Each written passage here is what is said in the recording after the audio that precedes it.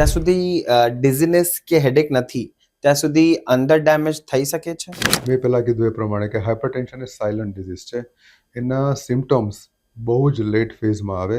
Yes, હાઇપરટેન્શનમાં વારસાગત હોય છે. એક પેરેન્ટ્સને હોય અને બે પેરેન્ટ્સને હોય એમાં પણ ફરક પડે છે. એટલે એમાં નેક્સ્ટ એટલે કે તમને આવવાના ચાન્સીસ ખૂબ જ વધી જાય છે. તો મને ક્યારેક લંચ કરી લઉં, ડિનર કરી લઉં અને 15 મિનિટ થોડું વોક કરી લઉં તો પછી મને બહુ લાઇટ ફીલ થાય છે. એ કેટલું અફેક્ટિવ છે? ડેફિનેટલી કે એક ચાઇનીઝ કહેવત છે કે if you walk for 1000 step after a meal you will live for 100 years.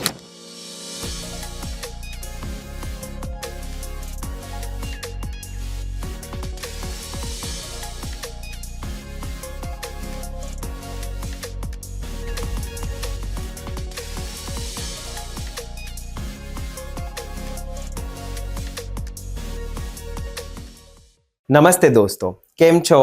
Welcome to heart to heart. આ આપણું સેફ પ્લેસ છે જ્યાં આપણે દિલની વાત કરીએ.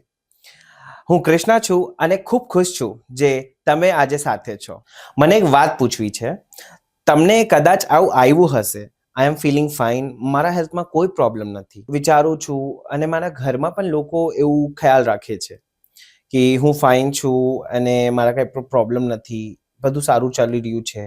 ખાસ કરીને જ્યારે વાત બીપી ના હોય, ડોક્ટર્સ જેને બ્લડ પ્રેશર કહે છે. આજે ઇન્ડિયા આ વસ્તુને કેપિટલ બની ગયું છે અને ઘણા લોકોને ખબર પણ નથી કે આ બ્લડ પ્રેશર થઈ ગયું છે એમને. કોઈ સાઇન નહીં, કોઈ સિમ્ટમ્સ નહીં, પણ ધીમે ધીમે ચૂપચાપ કરીને આ આપણું હાર્ટ, બ્રેન અને કિડનીને અફેક્ટ કરે છે. એટલે આજે આપણે વાત કરીશું કે કેમ તમે ફાઇટ કરી શકો તમારી થાળી અને તમારા શૂઝથી.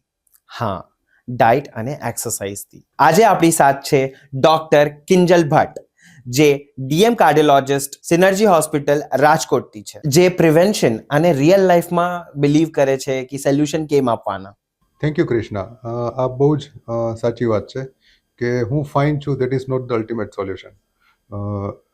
હું ફાઇન છું પણ આપણે પ્રૂવ કરવું પડે, રાઈટ? કે તમે જસ્ટ ખાલી ઉપરથી ફાઇન છો પણ ખરેખર ડિઝીઝ તો નથી, એ આપણે ચેક કરવાની જરૂર છે. અને જે અત્યારે બધા જે ફાસ્ટ લાઈફના ડિઝીઝ છે, મોટા ભાગના સાયલન્ટ ડિઝીઝ છે, રાઈટ? એ આપણે એ રીતે આપણને ત્યારે ટ્રેપ કરી લે છે, આપણને ખબર નથી પડતી. એટલે બેટર કે તમે તમારા ફિગર જો, મતલબ કે બ્લડ પ્રેશર કેટલું છે, શુગર કેટલું છે, તમારું લિપિડ કોલેસ્ટ્રોલ કેટલું છે, જો એકચ્યુઅલી રિયલ વર્લ્ડ ડેટા, એ બધા ડેટા તમારા ફાઇન છે, then you are fine, otherwise you are not fine. હું ઘણા લોકોને જોઉં છું જે વાત કરે છે લાઈક કે થોડું ટેન્શન હશે એટલે વધી ગયું બીપી, પણ એક્ઝેક્ટલી મેડિકલી બોલીએ તો હાઇપરટેન્શન એક્ઝેક્ટલી શું છે? ટ્રાન્ઝિયન્ટલી સ્ટ્રેસના લીધે બ્લડ પ્રેશર વધે એ નોર્મલ છે. પણ હાઇપરટેન્શન એ શું છે કે એ હાર્ટને બ્લડ છે કેટલા પ્રેશરની અગેન્સ્ટ પમ્પ કરવું પડે છે, એ વેલ્યુ છે. ઘરે આપણે બ્લડ પ્રેશર ચેક કરતા હોય તો એ ઉપરનું બ્લડ પ્રેશર, જેને સિસ્ટોલિક બ્લડ પ્રેશર કહે છે, એ 130, અને નીચેનું જેને ડાયાસ્ટોલિક બ્લડ પ્રેશર કહે છે, એ 80. જો તમારું બ્લડ પ્રેશર ઘરે આપણે ચેક કરતા હોય ત્યારે 130 અને 80થી વધારે છે તો એને આપણે હાઇપરટેન્શન લેબલ કરીએ છીએ. એક જ રીડિંગની જરૂર નથી, આપણે મિનિમમ 3 રીડિંગ લેવા જોઈએ, અને 3 રીડિંગ જો વધારે આવે તો એને આપણે પેશન્ટને અમે હાઇપરટેન્શન તરીકે લેબલ કરીએ છીએ અને અમે મેડિસિન અને સાથે લાઇફસ્ટાઇલ ચેન્જીસ એમને સજેસ્ટ કરીએ છીએ. ઓકે, તો પછી આ સ્ટ્રેસ, ટેન્શન અને ઇમોશન્સની વાત નથી? સ્ટ્રેસ, ટેન્શન અને ઇમોશન એ આઈ થિંક આજની જે આપણી ફાસ્ટ લાઇફસ્ટાઇલ છે ત્યારે part and parcel of that. આપણી જોબ છે કે આપણે જે રીતે કરીએ છીએ એમાં થોડો ઘણો સ્ટ્રેસ તો રહેવાનો જ છે. આપણે પોતાને ડિસાઇડ કરી લઈએ that is not clear, like it should not be done. Exactly, કે આપણે પોતાને જાતે ડિસાઇડ કરી, અથવા તો નાવે ઇઝ અ ટ્રેન્ડ છે કે લોકો ગૂગલ કરે, રાઈટ? કોઈ પણ આવે તો, રાઈટ?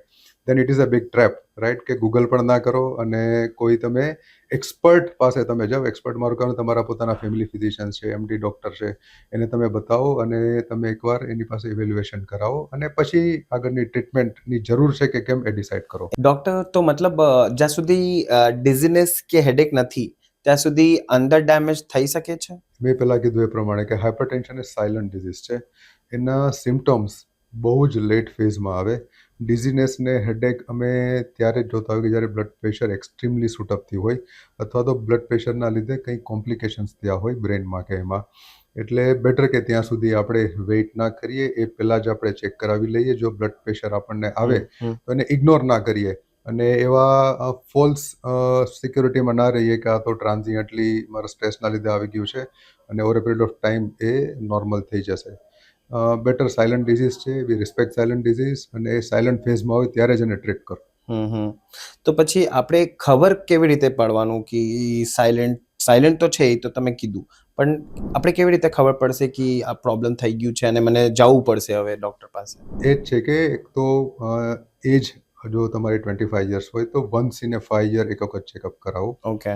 જો ફેમિલીમાં કોઈને હાર્ટનો પ્રોબ્લેમ હોય અથવા તો બ્લડ પ્રેશર હોય, ખાસ કરીને પેરેન્ટ્સ છે કે સિબ્લિંગ્સ છે, તો once in a year 2 year after age of 25 check કરાવવું જોઈએ.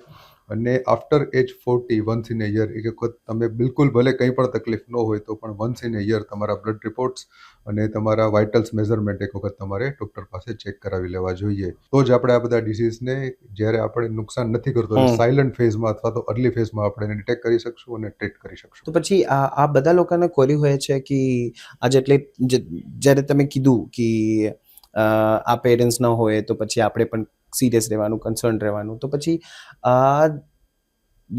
મોસ્ટ ઓફ ધ કેસીસમાં, મોસ્ટ ઓફ ધ ડિઝીઝમાં આ હોય છે કે પેરેન્ટ્સના હતું એટલે થઈ ગયું. તો હાઇપરટેન્શનમાં એવી રીતે થાય છે? યસ, હાઇપરટેન્શનમાં વારસાગત હોય છે અને પેરેન્ટ્સને હોય, એક પેરેન્ટ્સને હોય અને બે પેરેન્ટ્સને હોય એમાં પણ ફરક પડે છે. એટલે એમાં નેક્સ્ટ એટલે કે તમને આવવાના ચાન્સીસ ખૂબ જ વધી જાય છે. ઓકે. અને વધારે ત્યારે વધે કે ત્યારે તમારા એક બ્રધર કે સિસ્ટરને પણ હાઇપરટેન્શન હોય, ને ખાસ કરીને અર્લી એજમાં ડિટેક્ટ થયું હોય. તો આ બધા એ વારસાગત બીમારી, હાઇપરટેન્શન એક પ્રકારની વારસાગત બીમારી છે અને જો આપણા ફેમિલીમાં હોય તો ડેફિનેટલી અર્લી એજમાં એક વખત ચેક કરાવી લેવું જોઈએ. હવે વાત કરીએ ફૂડની. ઇન્ડિયામાં ફૂડ જે છે એ લવ પણ છે અને કે છે લોકો ડેન્જર પણ છે. જો કોઈ હાઈ બ્લડ પ્રેશર હોય તો ડાયટમાં શું ચેન્જ કરવાનું? ફૂડ એ કોર્નરસ્ટોન છે બ્લડ પ્રેશર માટેની ટ્રીટમેન્ટનો અને એના થવા માટેનો. મોસ્ટ ઇમ્પોર્ટન્ટ છે કે ડાયટમાં આપણે સોલ્ટનો ઉપયોગ બને એટલો ઓછો કરવો જોઈએ. એકચ્યુઅલી ગાઈડલાઇન પ્રમાણે 3 to 4 gram salt A recommended salt છે, જેમાં દરેક 16 પ્રકારનું સોલ્ટ આવી જાય. પણ આપણે ઇન્ડિયન ડાયટ હેબિટ છે કે આપણે દરેક વસ્તુમાં સોલ્ટ નાખીએ છીએ અને સ્ટડી પ્રમાણે ઇન્ડિયન્સ 9 to 10 ગ્રામ સુધી આપણે સોલ્ટ લઈ લેતા હોઈએ છીએ, જે ખૂબ જ ડેન્જરસ છે. અને સોલ્ટ ઘણી વખત આપણને ડાયરેક્ટલી દેખાતું પણ નથી, એ હિડન ફોર્મમાં હોય છે. તો ખાસ એ ધ્યાન રાખવું જોઈએ કે કોઈ પણ ફૂડ છે એને બને ત્યાં સુધી એના નેચરલ ફોર્મમાં લ્યો. ફ્રૂટ્સ છે, ગ્રીન લીફી વેજીટેબલ્સ છે, એનો મેક્સિમમ ઉપયોગ કરો અને ઉપરથી સોલ્ટ નાખવાનું બને ત્યાં સુધી ટાળો.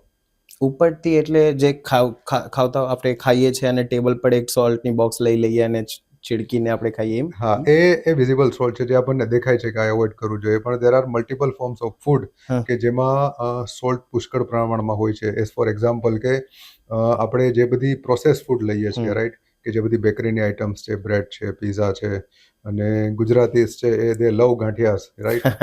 સો એ બધામાં પુષ્કળ સોલ્ટ એડ કરેલું હોય છે. એટલે એ ખાસ આ બધી વસ્તુઓ એવોઇડ કરવી જોઈએ.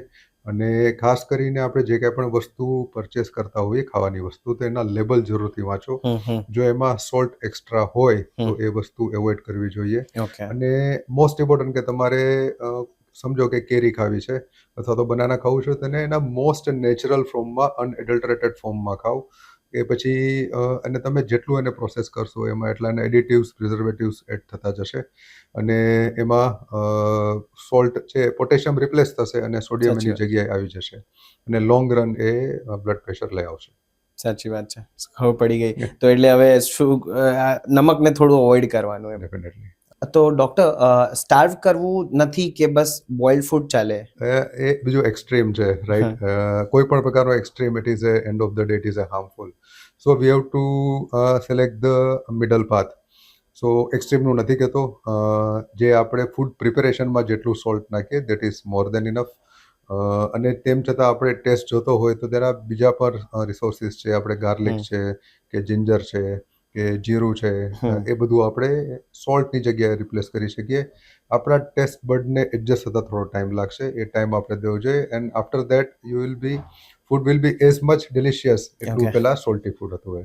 Got it. Right, but don't go to the extreme. Done. I will also make sure, and even the audience has to make sure about this. તો એટલે હેલ્ધી ફૂડને સેડ હોવું જરૂરી નથી. ડૉક્ટર, હવે થોડું આપણી લિસનર્સના લાઈક સવાલો લઈએ, કેમ કે like I have certain list, એક લિસ્ટ છે મારી પાસે જેમાં બહુ બધું સવાલ લિસનર્સ આપેલા મને. તો પછી પહેલા સવાલ એ છે કે મમ્મી ઘરેથી આચાર મોકલે તો પછી ઈ લેવું ચાલે?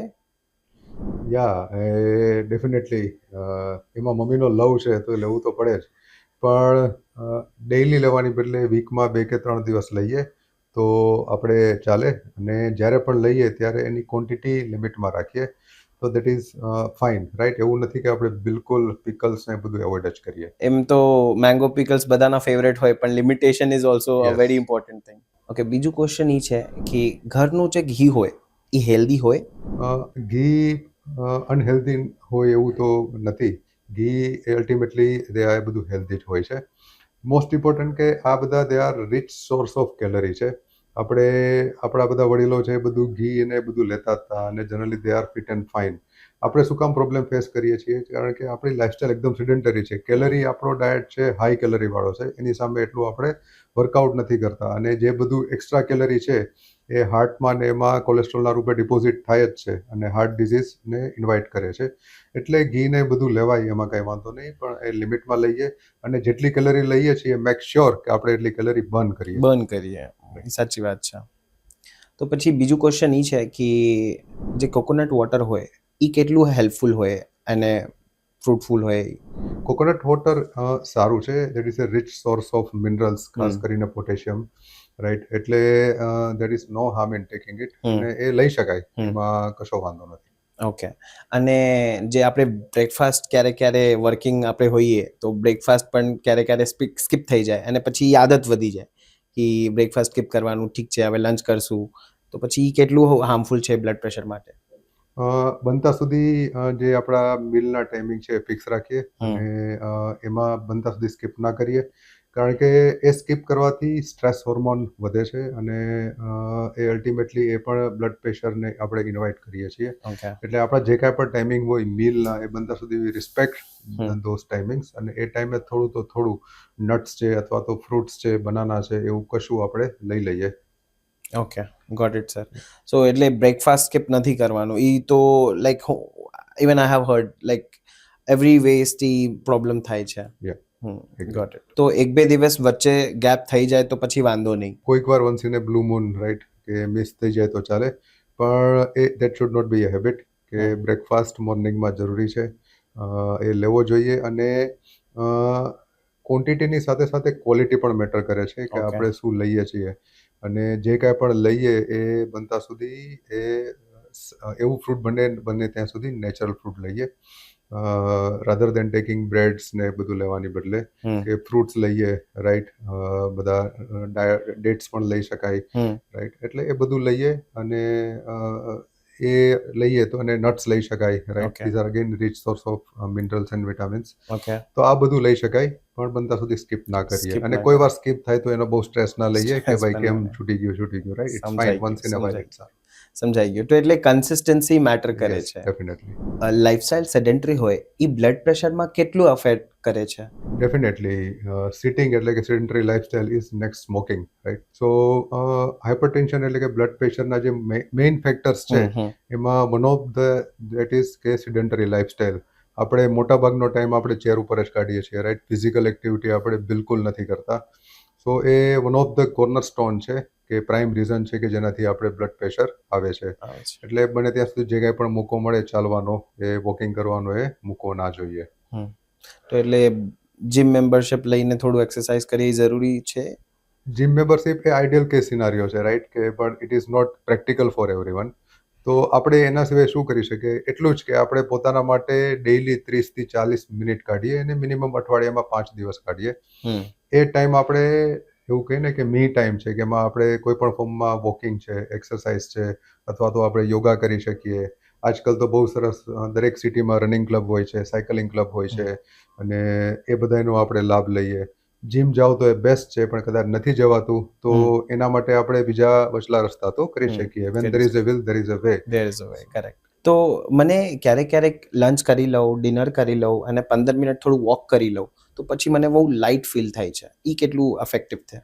ડેફિનેટલી કે એક ચાઇનીઝ કહેવત છે કે if you walk for 1000 step after a meal you will live for 100 years. Oh wow. So આપણા વડીલો જાણતા હતા કે જેમાં પછી એટલીસ્ટ 1000 સ્ટેપ્સ ચાલવા ચાલવું જોઈએ. જોઈએ. એટલે ચલાય એમાં કાંઈ વાંધો નહીં, પણ એક જ છે કે after taking a heavy meal extreme exercise ના કરવી, that will lead to the indigestion okay, અને પ્રોબ્લેમ થઈ શકે. પણ લાઇટ એક્સરસાઇઝ ડેફિનેટલી કરવી જોઈએ, that will be helpful in ડાઇજેશન.